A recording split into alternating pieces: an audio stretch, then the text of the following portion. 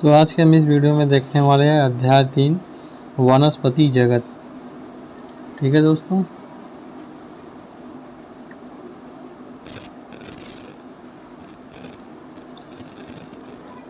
तीन 3.1 शैवाल, 3.2 bryophyta, 3.3 pteridophyta, 3.4 gymnosperm, 3.5 angiosperm.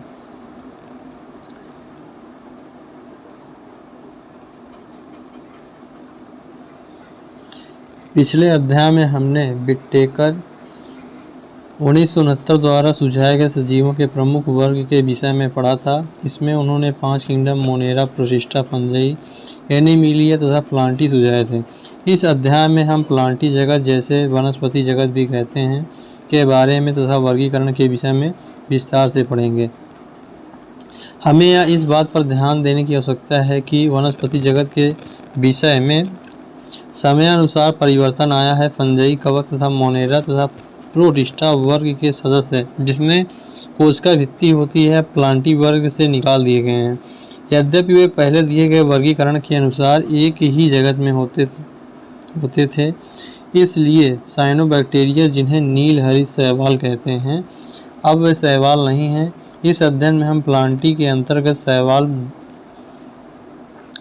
Bryophyte और टेरिडोफाइट, जिम्नोस्पर्म तथा एंजियोस्पर्म के विषय में पढ़ेंगे।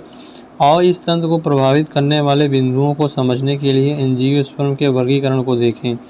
पहले दिए गए वर्गीकरण में हम आकारिकी के गुणों जैसे प्राकृतिक रंग, पत्तियों की संख्या तथा आकृति के आधार आदि पर वर्गीकरण करते थे। वे मुख्यतः कायिक गुणों अथवा पुमन की रचना के आधार पर हैं तथा लिनियस के अनुसार। ऐसे वर्गीकरण कृत्रिम थे क्योंकि उन्हें बहुत ही समीप वाली संबंधित स्पीशीज को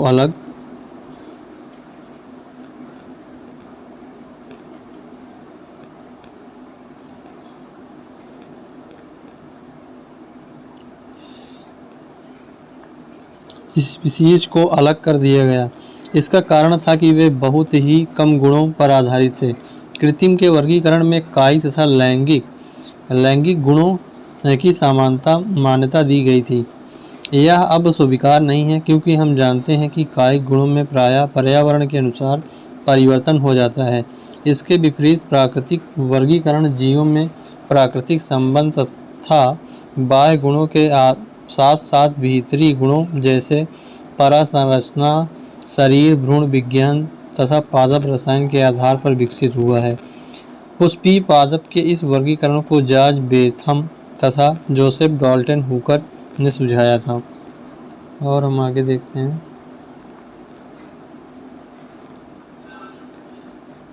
वर्तमान में हम जातिवृत्तीय वर्गीकरण तंत्र, जो विभिन्न जीवों में विकासीय संबंध पर आधारित हैं, को स्वीकार करते हैं। इससे यह पता लगता है कि सामान्य टैक्सा के जीव के पूर्वज एक ही थे।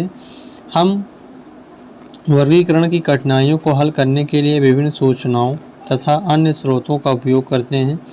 यह तब और भी कठिन हो जाता है उसके पक्ष में जब कोई भी जीवाश्म प्रमाण उपलब्ध न हो। संख्यात्मक वर्गीकी, जिसे अब तक सरलता से कंप्यूटरीकृत किया जा सकता है, सभी अवलोकनीय गुणों पर आधारित हैं। सजीव के सभी गुणों को एक नंबर तथा एक कोड दिया गया है और इसके बाद ही इसे प्रोसेस किया जाता है। इस प्रकार प्रत्येक गुण को सामान्य महत्व दिया गया है और उसी समय सैकड़ों गुणों को ध्यान में रख सकते हैं। आजकल वर्गीविद भ्रांतियों को दूर करने के लिए कोशिका वर्गीकी के कोशिका विज्ञानी सूचनाओं जैसे क्रोमोसोम की संख्या, रचना, व्यवहार तथा रसायन वर्गीकी, जो पादपों के रासायनिक कारकों का उपयोग करते हैं। और आगे देखते हैं। 3.1 शैवाल क्लोरोफिल युक्त सरल थैलाइड स्वपोषी तथा मुख्यतः जलीय, अलवणीय जल तथा समुद्री दोनों का जीव है। वे अन्य आवास जैसे नमयुक्त पत्थरों, मिट्टी तथा लकड़ी में भी पाए जाते हैं। उनमें से कुछ कवक, लाइकेन तथा प्राणियों के संगठन में भी पाए जाते हैं, जैसे स्लॉथ रीछ शैवाल के माप तथा आकार में बहुत ही विभिन्नता होती है। ये कैलोनिया जैसे वॉलवॉक्स तथा तंतुमयी जैसे लियोथ्रिक्स स्पायरोगोरा तक हो सकते हैं। इनमें से कुछ शैवाल जैसे केल्प बहुत विशालकाय होते हैं। शैवाल कायिक अलैंगिक तथा लैंगिक जनन करते हैं। कायिक जनन विखंडन विधि द्वारा होता है। इसके प्रत्येक खंड में थैलस बन जाता है। अलैंगिक जनन विभिन्न प्रकार के बीजाणुओं द्वारा होता है। सामान्यतः ये बीजाणु जीव स्पोर होते हैं और इनमें कशाभिक फ्लैजिला होता है और ये चलायमान होते हैं। अंकुरण के बाद इनसे पौधे बन जाते हैं। लैंगिक जनन के दो युग्मक संलगित होते हैं और ये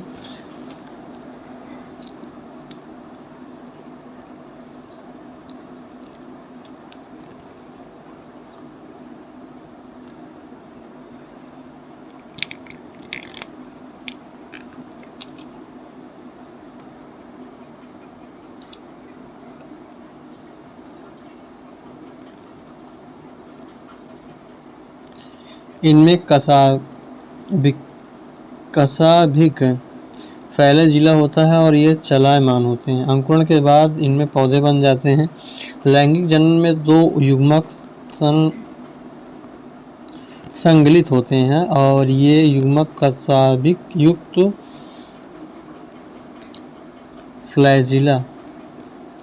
फ्लैजिला युक्त तथा माप के समान हो सकते हैं जैसे यूलोथ्रिक्स अथवा फेंजिलोबिथिन, लेकिन यह समान माप वाले हो सकते हैं जैसे कि स्पायरोगोरा।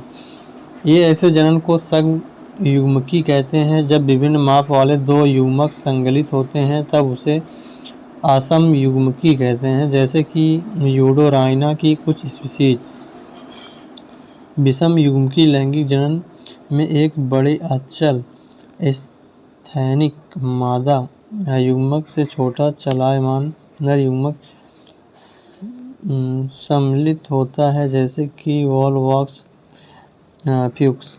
शैवाल वर्ग तथा उसके महत्वपूर्ण गुणों का सारांश तालिका में दिया गया है। मनुष्य के लिए शैवाल बहुत ही उपयोगी है और पृथ्वी पर प्रकाश संश्लेषण के दौरान कुल स्थिरीकृत कार्बन डाइऑक्साइड का लगभग आधा भाग शैवाल स्थिर करते हैं। प्रकाश संश्लेषी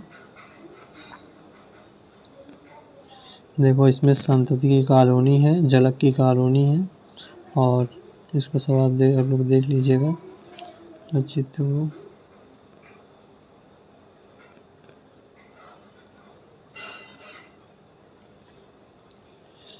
जीव में होने के कारण शैवाल अपने आसपास के पर्यावरण में घुलित ऑक्सीजन का स्तर बढ़ा देते हैं।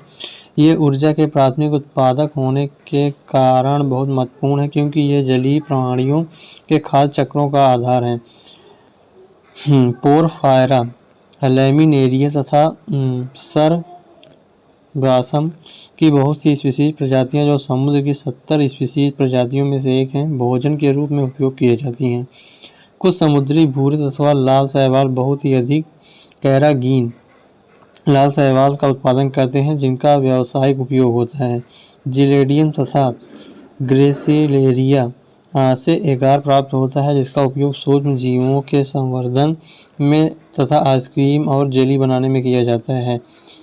क्लोरेला तथा स्प्रूलाइना एक कोशिका शैवाल हैं। इसमें प्रचुर मात्रा में प्रोटीन पाई जाती हैं और यहाँ तक कि इसका उपयोग अंतरिक्ष यात्री भी भोजन के रूप में करते हैं। शैवाल 3 प्रमुख भागों में विभक्त किया गया है, क्लोरोफाइसी, पियोफाइसी तथा रोडोफाइसी। तीसरे में देखेंगे क्लोरोफाइसी क्या है।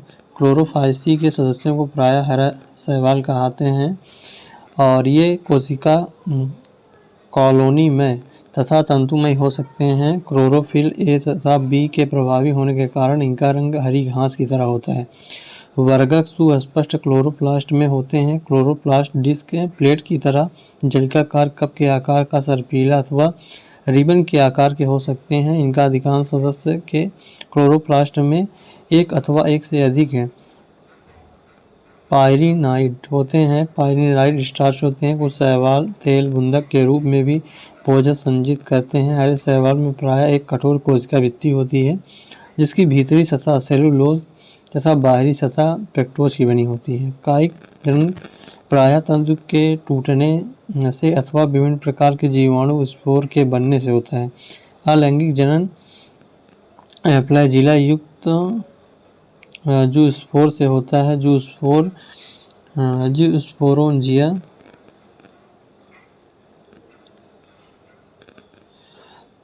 चल बीजाणु धानु में बनते हैं। लैंगिक जनन में लैंगिक कोशिकाओं के बनने में बहुत विभिन्नता दिखाई पड़ती है। ये समयुग्मकी, असमयुग्मकी अथवा विषमयुग्मकी हो सकते हैं। इनके सामान्य सदस्य क्लाइमाइडोमोनास, वॉल्वॉक्स, यूथ्रोथ्रिक्स, स्पायरोगायरा तथा कारा हैं। और 3.2.1 फियोफाइसी अथवा भूरे शैवाल मुख्यतः समुद्री आवास में पाए जाते हैं। उनके माप तथा आकार में बहुत विभिन्नताएं होती हैं। ये सरल शाखित तंतुमयी एक्टोकार्पस से लेकर सघन शाखित जैसे केल्प तक हो सकते हैं। केल्प की ऊंचाई 100 मीटर तक हो सकती है। इसमें क्लोरोफिल, एसी कैरोटीनॉइड तथा जैथोफिल होता है। इनका रंग जैतूनी हरे रंग से लेकर भूरे के विभिन्न शेड तक हो सकते हैं। ये शेड जैथोफिल वर्णक फियोको-जैथिन की मात्रा पर निर्भर करते हैं। इसमें जटिल कार्बोहाइड्रेट के रूप में भोजन संचित होता है। यह भोजन लैमिनेरिन अथवा मैनिटोल के रूप में हो सकता है। कायिक कोशिका में सेलुलोज से बनी कोशिका भित्ति होती है जिसके बाहर एक एलिजन का जिलेटिनी अस्तर होता है।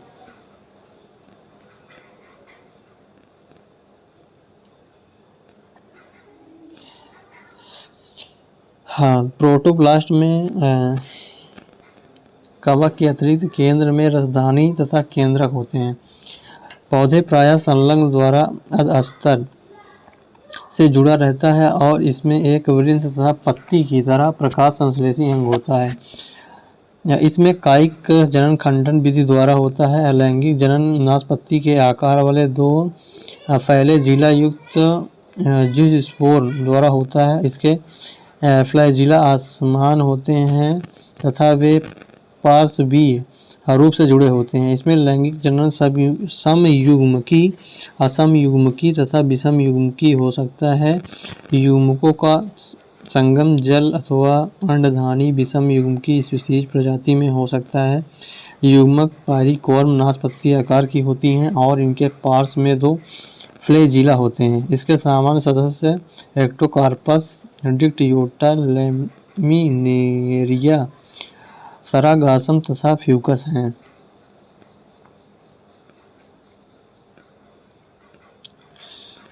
और देखेंगे रोडोफाइसी।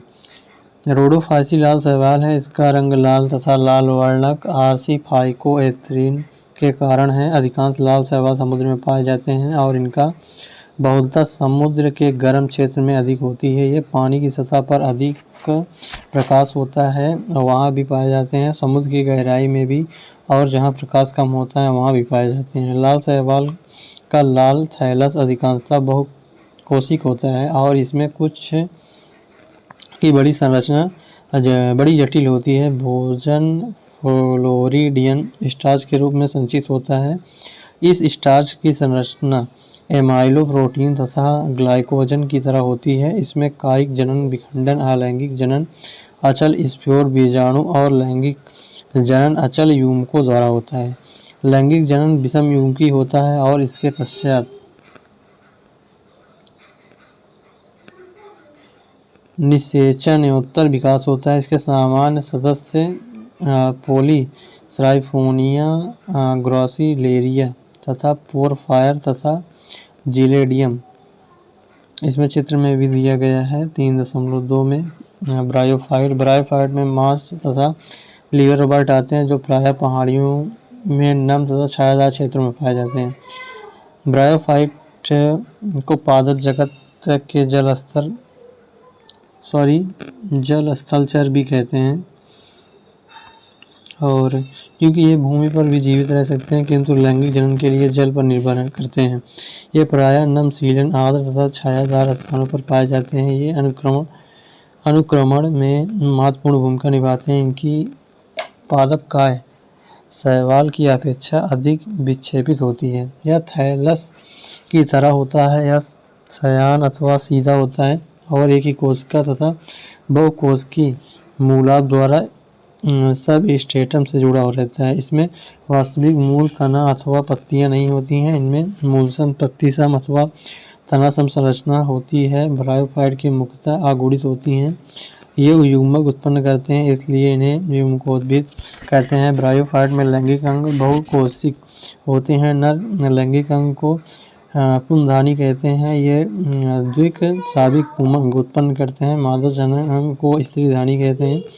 यह फ्लक्स के आकार का होता है, जिसमें कि एक अंड होता है। पुमंग को पानी में छोड़ दिया जाता है तो ये स्त्रीधानी के संपर्क में आते हैं और अंडे को संगलित होते हैं, और जिसके कारण से युग्मनज बनता है। युग्मनज में तुरंत न्यूनीकरण विभाजन नहीं होता है और इसे एक बहुकोशिक बीजाणु उद्भोधित स्पोरोफाइट बन जाता है। स्पोरोफाइट में मुक्त जीवी नहीं है, बल्कि यह प्रकाश संश्लेषी युग्मकोद्भिद से जुड़ा रहता है और इसे अपना पोषण प्राप्त करता रहता है। स्पोरोफाइट की कुछ कोशिकाओं में न्यूनीकरण विभाजन होता है, जिससे कि आगुड़ित बीजाणु अंकुरित होकर युग्मकोद्भिद में विकास हो जाते हैं। ब्रायोफाइट का बहुत कम ही आर्थिक महत्व है, लेकिन कुछ मांस शाकाहारी स्तनधारियों, पक्षी तथा अन्य प्राणियों को भोजन प्रदान करते हैं। स्फेगनम की कुछ स्पीशीज जाति पीठ प्रदान करती हैं, जिसका उपयोग ईंधन के रूप में करते हैं। इसका उपयोग पैकिंग में सजीव पदार्थों को स्थानांतरित करने में भी करते हैं। इसका कारण यह है कि इनमें पानी को रोकने की क्षमता बहुत ज़्यादा अधिक होती है। लाइकेन समेत मांस सर्वप्रथम ऐसे जीव हैं जो चट्टानों पर उगते हैं। इनका पारिस्थितिक दृष्टि से बहुत महत्व है। इन्होंने चट्टानों को अपघटित किया है और अन्य उच्च कोटि के पौधों को उगने के अनुरूप बनाया है। चूँकि मांस मिट्टी पर एक सघन परत बना देते हैं, जिसकी वर्षा की बौछारें मृदा को अधिक हानि नहीं पहुंचा पाती और इस प्रकार की मृदा अपेक्षा क्षरक को रोकते हैं। ब्रायोफाइट को लिवहार्ट तथा मांस में विभक्त कर सकते हैं। 3.2.1 लीवर हार्ट। तो दोस्तों स्टार्ट करने वाले हैं लीवर हार्ट। आगे का नेक्स्ट चैप्टर, तीसरे वाले चैप्टर में कुछ पार्ट बच गया था और अब उसको आप देखेंगे। लीवर हार्ट बचा था। तो लीवर हार्ट प्रायः नमी छायादार स्थानों जैसे नदियों के किनारे, दलदले स्थानों, गीली मिट्टी, पेड़ों की छालों आदि पर उगते हैं।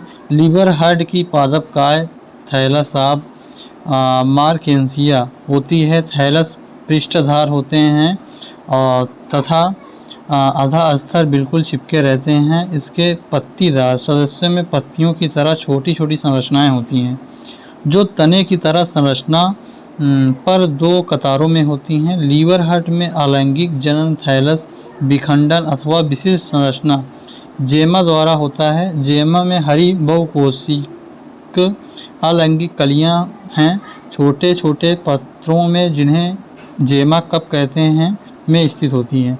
ये पैतृक पादप से अलग हो जाती हैं और इससे एक नया पादप उग जाता है। लैंगिक जन्म के दौरान नर तथा मादा लैंगिक अंगों या तो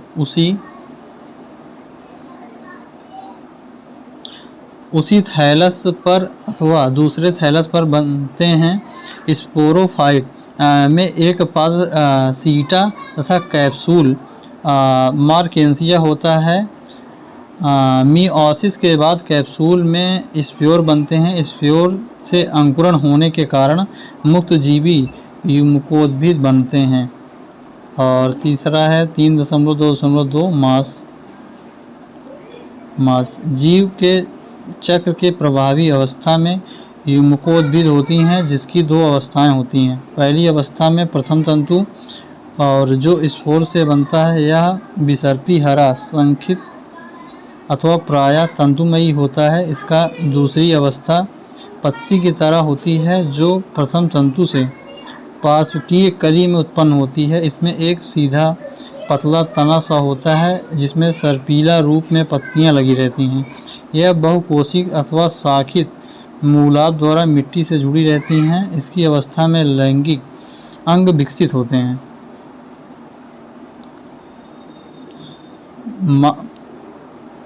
मांस में कायिक जनन द्वितीयक प्रथम तंतु के विखंडन तथा मुकुलन द्वारा होता है। लैंगिक जनन में लैंगिक अंग पुंधानी अथवा स्त्रीधानी पत्तीदार प्रवोक की चोटी पर स्थित होते हैं। निषेचन के बाद युग्मनज से स्पोरोफाइट विकसित होता है जो पाद सीटा तथा कैप्सूल में विभेदित रहता है। मांस में स्पोरोफाइट लीवर वर्ट की अपेक्षा अधिक विकसित होता है। कैप्सूल में स्पोर होते हैं। मियोसिस के बाद स्पोर बनते हैं। मांस में स्पोर के विकिरण की बहुत विस्तृत प्रणाली होती है। इसके सामान्य सदस्य फ्यूनीरिया, पॉलीट्राइकम तथा स्फेग्नम होते हैं। और देखेंगे 3.3 टेरिडोफाइट की सजावट में बहुत अधिक आर्थिक महत्व है। फूल वाले अधिकांश फर्न का उपयोग सजाने में करते हैं। सजावटी पौधे के रूप में उगते विकास की दृष्टि से ये स्थल पर उगने वाले सर्वप्रथम पौधे हैं जिनमें संवहन, ऊतक, जाइलम तथा फ्लोएम होते हैं। आप इन ऊतकों के विषय में विस्तार से अध्याय 6 में पढ़ेंगे। जीवाश्मी रिकॉर्ड के अनुसार टेरिडोफाइट 350 मिलियन वर्ष पूर्व प्रभावी वनस्पति थे और वे तने रूपी थे। टेरिडोफाइट के अंतर्गत हॉर्सटेल तथा फर्न आते हैं। टेरिडोफाइट ठंडे, गीले, छायादार स्थानों पर पाए जाते हैं, यद्यपि कुछ रेतीली मिट्टी में भी अच्छी तरीके से उग जाते हैं। आपको याद होगा कि ब्रायोफाइट के जीवन में युग्मकोद्भिद प्रभाव अवस्था होती है चित्र 3.3 में, लेकिन टेरिडोफाइट में मुख्य पादप काय स्पोरोफाइट हैं जिनके वास्तविक मूल तना तथा पत्तियां होती हैं। इन अंगों में सुस्पष्ट संवहन ऊतक होते हैं। टेरिडोफाइट में पत्तियां छोटी लघुपर्ण उदाहरणतः सैलेजिनेला अथवा बड़ी बृहद पर्ण हो सकती हैं जैसे कि फर्न। स्पोरोफाइट में बीजाणु धानी होते हैं जो पत्ती की बीजाणु बीजाणु पर्ण पर लगी रहती हैं। कुछ टेरिडोफाइट में बीजाणु पर्ण सघन होकर एक सुस्पष्ट संरचना बनाते हैं जिन्हें शंकु कहते हैं। उदाहरणार्थ सिलेजेनिनेला इक्विसिटम बीजाणु धानी के स्थित बीजाणु मात्र कोशिका में मियोसिस के कारण बीजाणु बनाते हैं। बीजाणु अंकुरित होने पर एक अस्पष्ट छोटा बहुकोशिक मुक्तजीवी अधिकांशतः प्रकाश संश्लेषी थैलाब युग्मकोद्भिद बनाते हैं जिसे प्रोथैलस कहते हैं। युग्मकोद्भिदों को उगने के लिए ठंडा, गीला, छायादार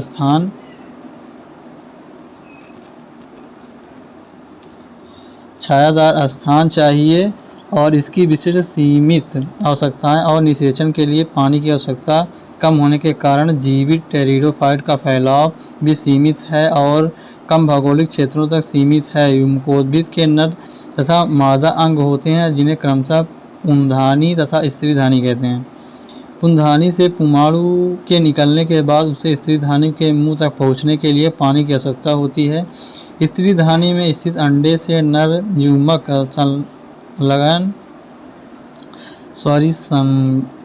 संलग्न हो जाता है, युग्मनज बनता है। इसके बाद युग्मनज से बहुकोशिक सुस्पष्ट स्पोरोफाइट बन जाता है जो कि टेरिडोफाइट की प्रभावी आवश्यकता है। और यद्यपि अधिकांश टेरिडोफाइट में जहां स्पोर एक ही प्रकार के होते हैं उन्हें पौधों को समबीजाणु कहते हैं। सिलेनेजिला साल्विनिया में 2 प्रकार होते हैं, बृहद में बड़े होते हैं और लघु में छोटे होते हैं। और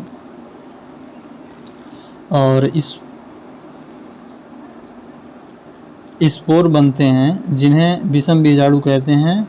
बड़े बृहद बीजाणु मादा तथा छोटे लघु बीजाणु नर से क्रमशः मादा तथा नर्म युग्मकोद्भिद बन जाते हैं। ऐसे पौधों में मादा तथा युग्मकोद्भिद अपनी आवश्यकताओं की पूर्ति के लिए पैतृक स्पोरोफाइट से जुड़ा रहता है। मादा युग्मकोद्भिद से युग्मनज का विकास होता है और जिससे कि नया शैशव भ्रूण बनता है। यह घटना बहुत ही महत्वपूर्ण समझी जाती है जो कि बीज प्रकृति की ओर ले जाती है।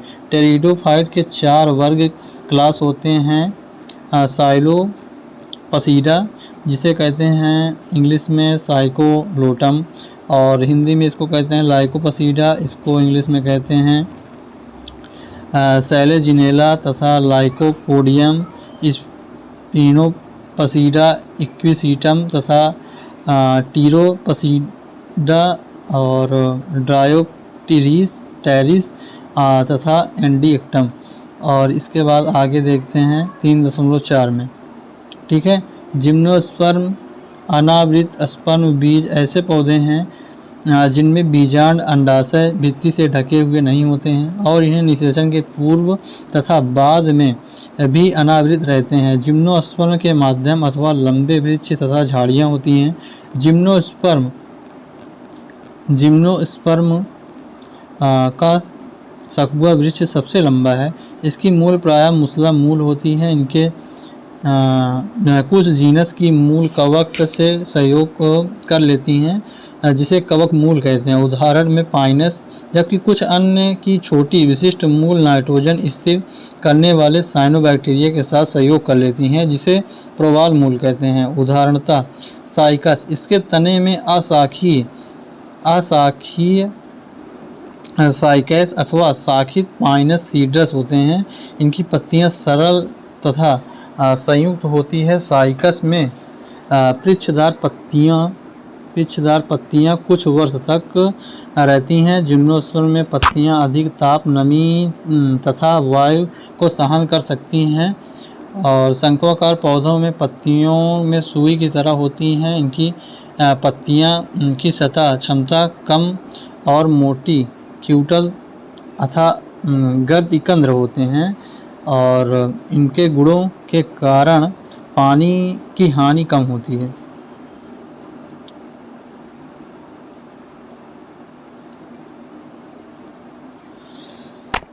जिम्नोस्पर्म विषम बीजाणु होते हैं। वे आगुणित लघु बीजाणु तथा बृहद बीजाणु बनाते हैं। बीजाणुधानी में 2 प्रकार के बीजाणु उत्पन्न होते हैं। बीजाणुधानी बीजाणुपर्ण होते हैं और बीजाणुपर्ण सर्पिल की तरह तने पर लगे रहते हैं। ये सथल अथवा सघन शंकु बनाते हैं।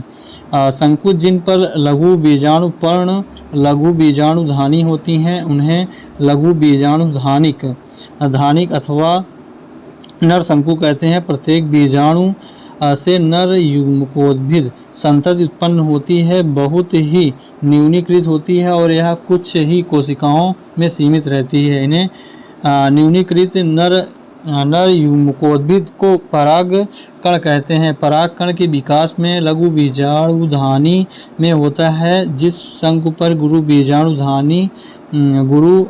बीजाणुधानी होती हैं उन्हें गुरु बीजाणुधानिक अथवा मादा शंकु कहते हैं।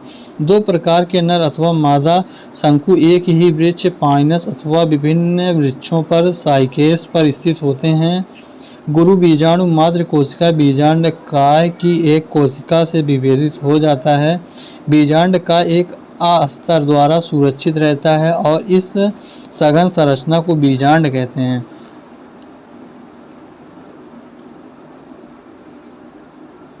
बीजांड गुरु बीजाणुपर्ण पर होते हैं जो एक गुच्छ बनाकर मादा शंकु बनाते हैं। गुरु बीजाणु मात्र कोशिका में मियोसिस द्वारा 4 गुरु बीजाणु बन जाते हैं। गुरु बीजाणुधानी बीजांड का स्थित अकेला गुरु बीजाणु मादा युग्मकोद्भिद में विकसित होता है। इसमें 2 अथवा 2 से अधिक स्त्रीधानी अथवा मादा जनन अंग होते हैं। बहुकोशिक मादा युग्मकोद्भिद भी गुरु बीजाणु धानी में ही रह जाता है। जिम्नोस्पर्म में दोनों ही नर अथवा मादा युग्मकोद्भिद ब्रायोफाइटा तथा टेरिडोफाइटा की तरह स्वतंत्र नहीं होते हैं, वे स्पोरोफाइट पर बीजाणु धानी में ही रहते हैं। बीजाणु धानी से पराग कण बाहर निकलते हैं, ये गुरु बीजाणु पर्ण पर स्थित बीजाणु के छिद्र तक हवा द्वारा ले जाते हैं। पराग कण से एक पराग नली बनती है जिसमें नर युग्मक होता है। यह पराग नली स्त्री धानी की ओर जाती है और वहां पर शुक्राणु छोड़ देती है। निषेचन के बाद युग्मनज बनता है जिससे कि भ्रूण विकसित होता है और बीजांड से बीज बनते हैं। ये बीज ढके हुए नहीं होते हैं। और आगे देखेंगे 3.5 इसमें है एंजियोस्पर्म। पुष्पीय पादपों अथवा एंजियोस्पर्म में पराग कण एवं बीजांड विशिष्ट रचना के रूप में विकसित होते हैं जिसे पुष्प कहते हैं, और जबकि जिम्नोस्पर्म में बीजांड अनावृत होते हैं। एंजियोस्पर्म जो होता है वो पुष्पीय एक पादप है जिसमें बीज फलों के भीतर होते हैं। यह पादपों में सबसे बड़ा वर्ग है और उनके वास स्थान में भी बहुत व्यापक हैं और इनके सूक्ष्मदर्शी जीवों और वुल्विया से लेकर सबसे बड़े वृक्ष यूकेलिप्टस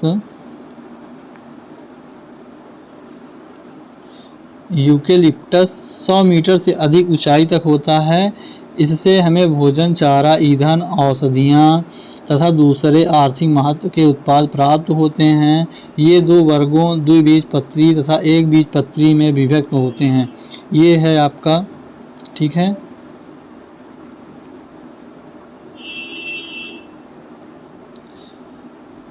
और इसमें आप लोग देख लीजिएगा, ये द्विबीजपत्री एक बीजपत्री हैं। और इसमें है एंजियोस्पर्म द्विबीजपत्री एक बीजपत्री, ठीक है। बा में जो है एक बीजपत्री है और ए में जो है द्विबीजपत्री है। इसको इंग्लिश में एंजियोस्पर्म कहते हैं, ठीक है। और सारांश देख लीजिएगा आप लोग। सारांश तो एक शॉर्ट फॉर्म होता है जो कि चैप्टर के लास्ट में इसमें दिया होता है। तो इसको थोड़ा, इससे ये रहता है कि थोड़ा मेमोराइज होता जाता है। किसी चीज़ को अगर आपने एक लॉन्ग टर्म में पढ़ा तो आप इसको शॉर्ट में जो है इसमें बस दिया रहता है, तो आप इससे अगर आप देख लेंगे तो आपको उसके चैप्टर के बारे में सारी जानकारियाँ हो जाएंगी। तो उसी को हम देखेंगे। पादप जगत में शैवाल, ब्रायोफाइट, टेरिडोफाइट, जिम्नोस्पर्म तथा एंजियोस्पर्म आते हैं। शैवाल में क्लोरोफिल होता है। वे सरल थैलस साब स्वपोषी तथा मुख्यतः जलीय जीव हैं। वर्णक के प्रकार तथा भोजन के संग्रह के प्रकार के आधार पर शैवाल को 3 वर्गों क्लास में विभक्त किया गया है। ये क्लोरोफाइसी, फियोफाइसी तथा रोडोफाइसी। शैवाल प्रायः विखंडन द्वारा कायिक प्रवर्धन करते हैं। अलैंगिक जनन में विभिन्न प्रकार के बीजाणु द्वारा लैंगिक जनन लैंगिक कोशिकाओं द्वारा करते हैं। लैंगिक कोशिकाएं समयुग्मकी, असमयुग्मकी तथा विषमयुग्मकी हो सकती हैं। ब्रायोफाइटा ऐसे पौधे हैं जो मिट्टी में उग जाते हैं लेकिन उनका लैंगिक जनन पानी पर निर्भर करता है। शैवाल की अपेक्षा उनकी पादपकाय अधिक विभेदित होती हैं। यह थैलस की तरह होता है और शयान अथवा सीधा हो सकता है। ये मूलाभ द्वारा सब स्टेटम से जुड़े रहते हैं। इन्हें मूल की तरह, तने की तरह, पत्तियों की तरह संरचनाएं होती हैं। ब्रायोफाइट लीवर बर्ट तथा मांस में विभक्त होते हैं। लीवर बर्ट थैलसाब तथा पृष्ठधार होते हैं। मांस सीधे पतले तने वाले होते हैं जिस पर पत्तियां सर्पिल ढंग से लगी रहती हैं। ब्रायोफाइट के मुख्य काय युग्मकोद्भिद होती हैं जो युग्मकों को उत्पन्न करते हैं। इसमें नर लैंगिक अंग होते हैं जिसे पुंधानी कहते हैं। मादा लैंगिक अंग को स्त्रीधानी कहते हैं। नर तथा मादा युग्मक इससे पैदा होते हैं जो कि संगलित होकर युग्मनज बनाते हैं। युग्मनज से बहुकोश की संरचना बनती है जिससे कि बीजाणु उद्भोदित कहते हैं। इससे अगुणित बीजाणु बनते हैं। बीजाणुओं से युग्मकोद्भिद बनते हैं। टेरिडोफाइट में मुख्य पौधा बीजाणु उद्भोदित होता है। इसमें वास्तविक मूल तना पत्तियां होती हैं और सुविकसित संवहन ऊतक होते हैं। बीजाणु उद्भिद में बीजाणुधानी होते हैं जिसमें मियोसिस द्वारा बीजाणु बनते हैं। बीजाणु अंकुरित होकर युग्मकोद्भिद बनाते हैं। इन्हें वृद्धि के लिए ठंडे नम स्थान की आवश्यकता होती है।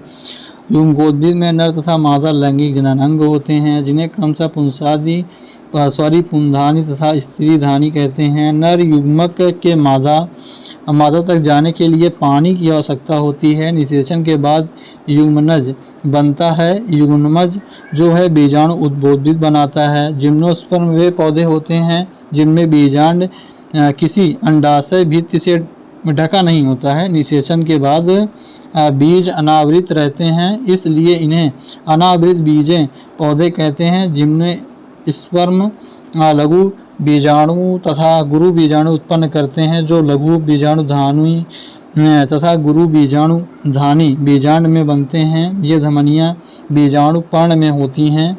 बीजाणु पर्ण लघु बीजाणु पर्ण तथा गुरु बीजाणु पर्ण अक्ष पर सर्पिला रूप में लगी रहती हैं जिनसे क्रमशः नर शंकु तथा मादा शंकु बनते हैं। पराग कण अंकुरित होते हैं और पराग नली बनाते हैं जिससे नर युग्मक अंडाशय में निकल जाता है और यहाँ पर यह स्त्रीधानी में स्थित अंड कोशिका में संलग्न हो जाता है। निषेचन के बाद युग्मनज भ्रूण तथा बीजांड बीज में विकसित हो जाता है। तो ये दोस्तों ये चैप्टर समाप्त हुआ और अगर आपको वीडियो पसंद आई हो तो चैनल को सब्सक्राइब कर दीजिएगा और वीडियो को लाइक कर दीजिएगा और अपने दोस्तों के साथ शेयर कर दीजिएगा उनको ऑडियो बुक की ज़रूरत हो तो। धन्यवाद।